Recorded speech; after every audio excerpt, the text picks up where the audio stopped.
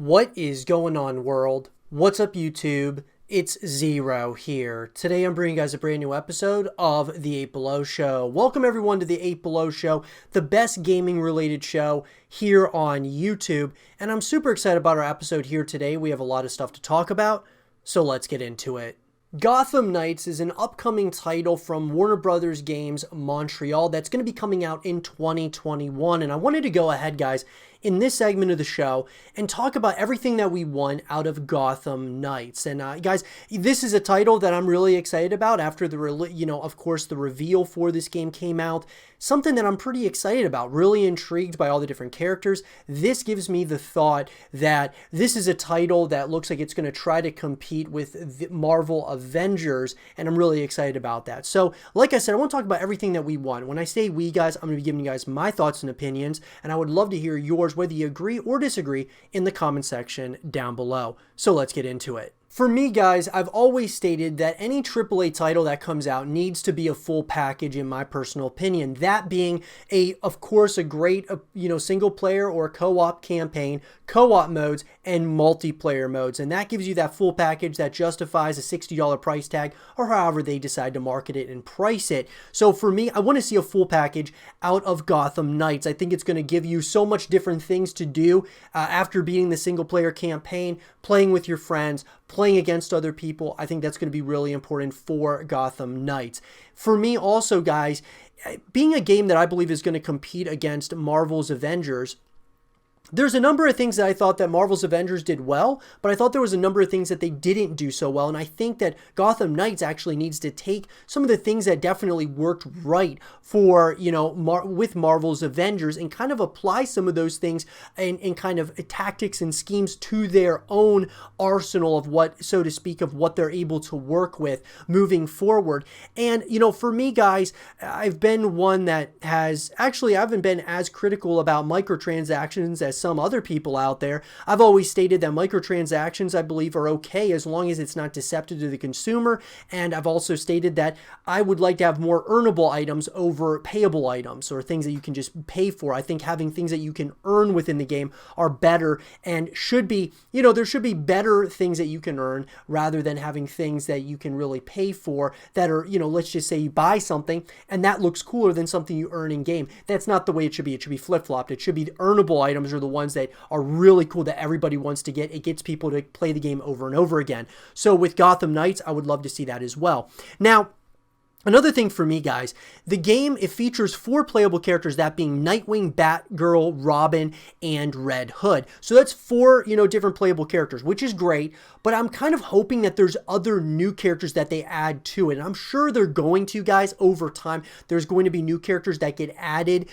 Now, this is a game that there's a lot of question marks as to whether or not you'll be able to play as Batman at some point. Now, obviously, this story is based around Batman, meeting his demise, essentially. Now, I do think that they will bring him back in some capacity or another, maybe at the end of the story or something. So there's a lot of question marks around that.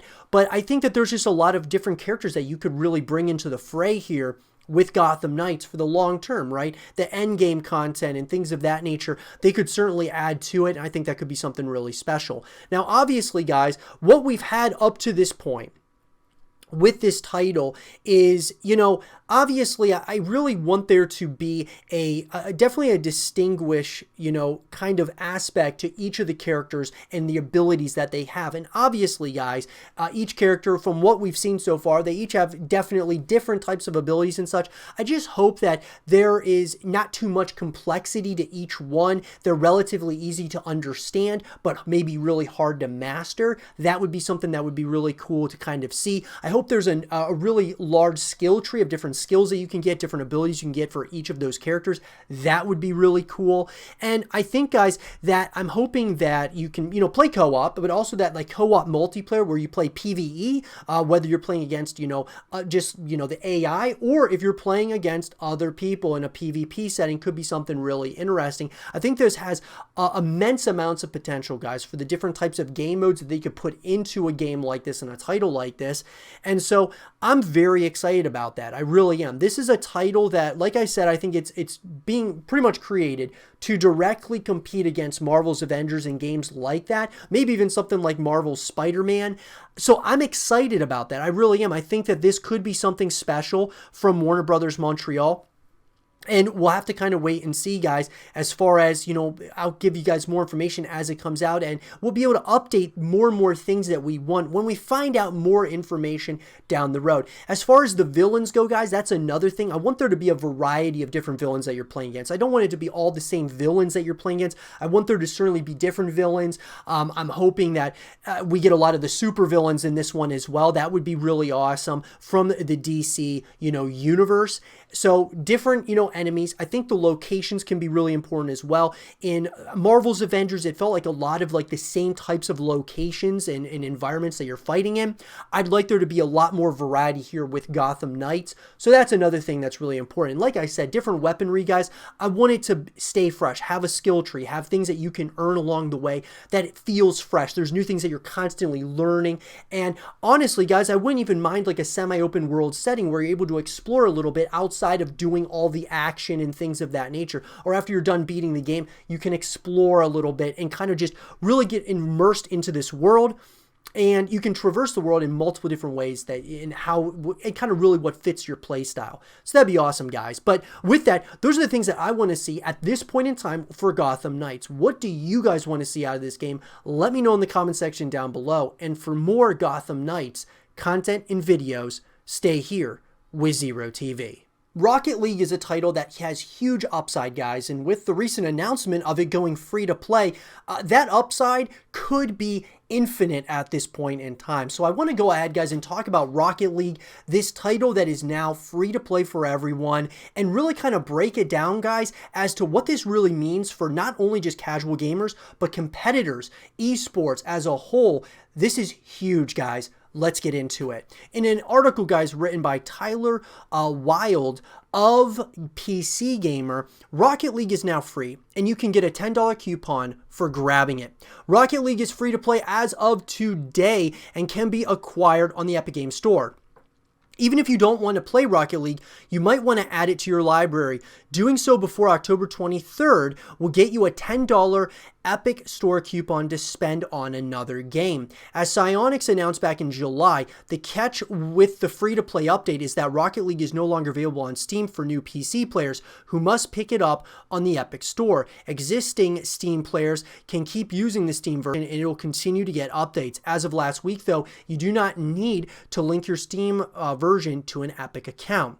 Along with the free-to-play update, a new competitive season has begun, which Psyonix is calling Season 1. We're starting over. The new competitive tournaments are also live, and a new Rocket Pass is available. If you're using the Steam version of Rocket League, you can still use your Steam wallet to buy the credits you need to upgrade to the Premium Pass or to buy things from the item shop. So what I'll say about this, guys, is this is starting to feel very familiar, well, to say the least. This is feeling a lot like Fortnite and what Epic Games did with Fortnite, making it free to play, having, of course, the Battle Pass. Now with this, guys, you got the Rocket Pass. There's just a lot of things that they are adding here, and I love that they're starting over with, Season 1 with the competitive tournaments. It's absolutely incredible. And I'm going to say this, guys.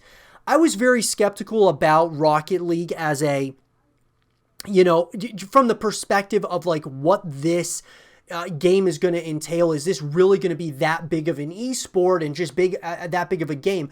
With something like this happening, free to play is the future of gaming, guys, and we're seeing it consistently now. How this is going to affect just everything from esports to, like I said, just casual gamers who like playing Rocket League. This is so big, guys. If you already have Rocket League on Steam and have linked it to your Epic account, you can still get the $10 Epic Store coupon by grabbing the Epic Store version. And like I said, guys, this is probably one of the biggest things that could happen for another esports title out there, esport that is absolutely thriving at this point. Now we know that Fortnite, guys, has a competitive scene, but you know, Epic Games really isn't like servicing it in a major way like they are with Rocket League, and so it's hard to say how this is going to, you know, play out in the long run. But I think that this is a huge move forward, guys. We saw it, you know, with StarCraft. We've seen it obviously with Call of Duty Warzone. We've seen it with, you know, all these different titles that are coming out, making, you know, free to play completely or have free to play elements like Halo, with the Halo Infinite multiplayer being free.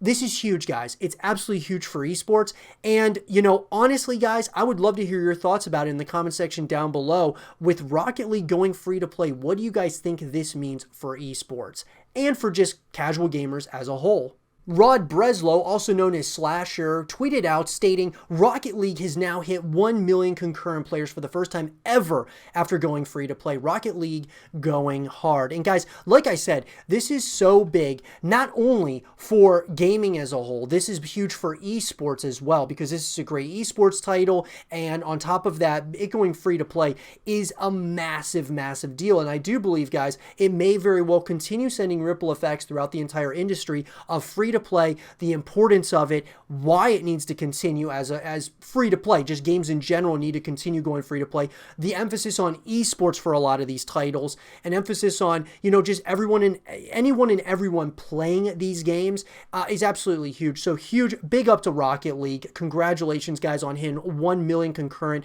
players for the first time, and huge props for going free to play. Absolutely amazing. But let me know, guys, in the comment section down below, like I said, what do you think this is going to do as far as the ripple effects of Rocket League going free to play for the long term? Let me know in the comment section down below. And for more Rocket League content and videos, stay here with Zero TV. We've talked a lot on the YouTube channel about Dead Space 4, and I want to continue talking about that, guys, because I think that us talking about it is getting people excited. It's getting the rumblings, it's getting the talk, the speculation going that this game could very well come out at some point or another. And you guys can check out all the Dead Space 4 content here on the YouTube channel, but I want to go ahead and talk about an article that came out. It came out a while ago, guys, but I want to talk about, you know, why hasn't Dead Space 4 been announced as of yet, and what could we see as far as the future is concerned? Could EA potentially sell the IP, or could someone else kind of get their hands on Dead Space as a whole? Because I do think there is a lot of potential here, and there's certainly a fan base that wants another game. So let's talk about it. So in an article written by Rick Lane of PC Gamer, former Visceral creative director reveals plans for Dead Space 4. New information has emerged detailing Visceral Games' aborted plans for what would have been Dead Space 4. Speaking Eurogamer, former Dead Space creative director Ben Wannett revealed Dead Space 4 would have placed greater emphasis on exploration and scavenging resources for survival, blending the previous games' tightly scripted action with larger, more open areas that the player could explore freely. And I think that would be great, guys. Now, one thing I will say about that is this. I do believe that Dead Space, the core and really what this game was all, you know, what was really wrapped around it as you know, in a major way, was this emphasis on the horror over the action and being in tight corridors, having, you know, necromorphs creeping up behind you and such, and on the ceiling, on the walls, and all of those things to really give you those scares. This reminds me of something where they're trying to go into this more open world setting, and what Dead Space 3 did poorly, in my opinion, which is why I think it wasn't as good as the first two, was the simple fact that they kind of prioritize action over horror, which is kind of going away from what made Dead Space so special in the first place. So I don't like the idea so much of, you know, being able to explore. I feel like you should do somewhat of a soft reboot of Dead Space first of all, and then from there you can kind of get your footing and then kind of start trying new things, because they tried new things with Dead Space 3, didn't work out, and I think that going that next level where you have exploration is just going to get further and further away from Dead Space and what really it was all about. out. But nonetheless, guys, I would have liked to see what they could have done here, because it could have been like Gears of War. Gears of War, guys, went, a very linear story to having semi-open world settings in Gears 5, and I really liked having semi-open world settings where we could explore the world and such. So there's definitely positives, but there's also those negatives. I think that Dead Space is so gritty, dark, and those, with the corridors and such, which you could still do with Dead Space 4, but having open world would kind of break up the horror elements of the story. So interesting idea, though. The notion was you were trying to survive day to day against infested ships, searching for a glimmer of life, scavenging supplies to keep your own little ship going, trying to find survivors. Now, Wynette is now the creative director at Crystal Dynamics.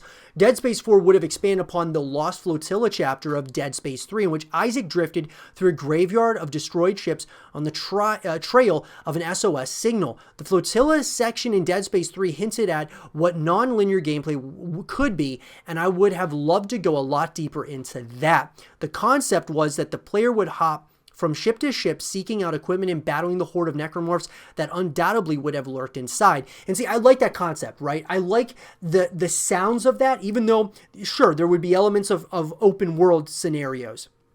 But then there would also be going from ship to ship. You go inside those ships, it's probably going to be very claustrophobic, that very gritty, eerie type of feel and vibe you would get from those environments and such in Dead Space 4. So all of this sounds great. Our original prototypes for Dead Space 3 Flotilla had some pretty wild setups that I wish we had been able to use. The article reveals a couple of other interesting details. Dead Space 4 likely would have featured Isaac Clarke as the main character. There were no solid plans for who the player would have control, but Wynette's preferred choice of protagonist was Ellie, a side character featured in Dead Space 3. In addition, Dead Space 4 would have introduced a new range of necromorphs that were more dangerous in zero-G environments and reworked the controversial crafting element of the previous game. I love that it gave players creativity in putting together their weapons, but it became very difficult to tune when you allow players to break the primary and all-fire pairings. Now, here's what I'm going to say. I think that Dead Space, it was always behind what everyone else was doing. So like, for example, when they were trying to switch from this concept of being a single player campaign and they want to have co-op elements or action elements, they were always behind everyone else. And that's not what Dead Space and what made Dead Space so great in the past. I mean, like I said, horror over action, and they went away from that. And they kind of added co-op elements way too late into pretty much the cycle of what everyone else was already playing at that point in time. I believe what they should have done, even though it's a woulda, coulda, shoulda sort of ordeal, but I would love to see them take Dead Space 4, make this game, from other previous entries in the series, especially Dead Space 3, kind of, go back to what made it so good, but adding multiplayer, having like a horde mode like Gears of War does, where you can play with your friends and go up against waves and waves of like necromorphs, would be absolutely awesome. Being able to play in a PvP setting and being able to the customization was awesome from the single player perspective. Having that multiplayer would have been great. Having all these different modes, guys, I think would have really helped Dead Space, and Dead Space 4, I would love to see that from this title. Now, Visceral, of course, never got the chance to put these ideas in action, having been added to EA's own studio graveyard late last year. Nonetheless, the revelations form yet another chapter in the series' fascinating history. Last year, Eurogamer also revealed that Visceral's original vision for Dead Space 3 was very different from the final product, while PC Gamer contributed Matt Paget learned that the original Dead Space began life as System Shock 3. So, honestly, Visceral saying that Dead Space 3 was very different, which is kind of an interesting thing. I believe that EA definitely had its hand on it. My thought is this. Could Visceral games come back from the grave? Could EA, sell the IP to someone else? Because I think, guys, that, really these games, the way that they continue, the way that they end up ultimately come back to life from being in a limbo state, is by the community. The community has to rally together and create some, and really build a movement around these games in series, and Dead Space is one of those. And I do believe that there is a large community that really wants to see a continuation of Dead Space, because it was a very good concept, had some great ideas, had comics, movies, all kinds of different stuff that was being made around this title. So I would love to see a continuation at some point. Why doesn't EA just sell it to someone else? It's an IP that has a lot of potential. Why not sell it? Or let someone else take the helm and start working on another Dead Space game. Don't throw as much money at it. Obviously, Dead Space 3 did not make as much money as EA wanted, but at the same time, there's still a lot of potential there with this title. So I would love to see that happen. Do I think it will? Could we get a Dead Space 4 announced at EA Play at some point? I think there's a chance. There's a very good chance, guys. I mean, look, I think that EA is not going to throw as much money as they did, but I think that people wouldn't necessarily care. I think people would really, if you're going to have a relatively cookie cutter Dead Space game that goes back to what made it so good in the past, you have a multiplayer, you've got, co-op modes and such, you have a full package, as well as, maybe even some free-to-play elements that the microtransactions and such put into the game are justified because you have like free-to-play elements to it. It could be something really special. I thought the customization was very cool for Isaac Clarke and, being able to like update his armor and such as you progress through the game. There's so much potential. Why hasn't it continued? I understand from just a marketing perspective, from, financial perspective, I get it. But you could give a little bit less money, obviously, to it, and so that the developer is forced into making it pretty much like the original 2 games, not trying to do too much, and you could have something really special. Even if all you added was a PvE type of game mode. It was Dead Space, but it's like a horde mode where it's you and, you're going up against waves and waves of enemies. People would play that. People would play PvP where you're able to update your armor and stuff. I'm telling you, I think that there is so much possibility with Dead Space. I think that they've only scratched the surface of what this series could really be, and it's unfortunate we haven't seen it at this point. But will we get an announcement soon at EA Play? I think it's possible. A lot of people are saying, a lot of people out there have been waiting for Battlefield, have been waiting for other titles from EA. But at the same time, guys, Dead Space, a lot of people have been waiting. I've been hoping Dead Space 4 gets announced, and it hasn't yet. But it really comes down to us, as the community, telling EA what we want, telling them that we want a Dead Space 4, a continuation, a soft reboot, or reboot, whatever you want to call it. And I believe we can make it happen. So go ahead, guys, reach out to EA. Tell them that you want this game. Maybe it's already being made and we don't know it. But the best thing that we can do is telling the developers what we want. Let me know. Do you think we'll ever see a Dead Space 4? Will it ever come back from the grave, guys? This series, this IP that we all love, one of my favorite horror games of all time. Let me know in the comment section down below. And for more Dead Space 4 content and videos, stay here with Zero TV. One of my most highly anticipated games, up and coming, guys, is Back 4 Blood, the spiritual successor to Left 4 Dead, a title that I'm very excited about because obviously, we have not gotten another Left 4 Dead game, and that's another title I've talked about here on the YouTube channel that we want to see a continuation of. Haven't gotten it. This is certainly going to be the next best thing in my personal opinion. Now, with that, there's been some new developments that have been coming out. One of those being that the developers over at Back 4 Blood or over at Turtle Rock Studios were actually working on a canceled project called Invaders before they shifted focus to Back 4 Blood. So I want to go ahead and talk about that, break it down, can kind of continue our speculation, our rumblings, and excitement for this upcoming title. So let's get into it. In an article written by Mirdad Kayat of Dual Shockers, Back 4 Blood devs were apparently working on a canceled project called Invaders. According to the latest video from Unforgotten Games on YouTube, Turtle Rock developers have cultivated a co-op title called Invaders before shifting into Back 4 Blood and after launching Evolve, but the game has seemingly been buried somewhere in the studio's history before reaching a release status. Turtle Rock, mostly known for its Left 4 Dead series that features an exceptional co-op experience which makes gamers fall in love with that for a long time. That being said, the studio's next title, Evolve, failed to achieve the same amount of success among the Left 4 Dead fans. Since launching Evolve, the studio has apparently tried different ideas until they've crafted the concepts for Back 4 Blood, their upcoming title. and I've already talked about Evolve on the channel, guys.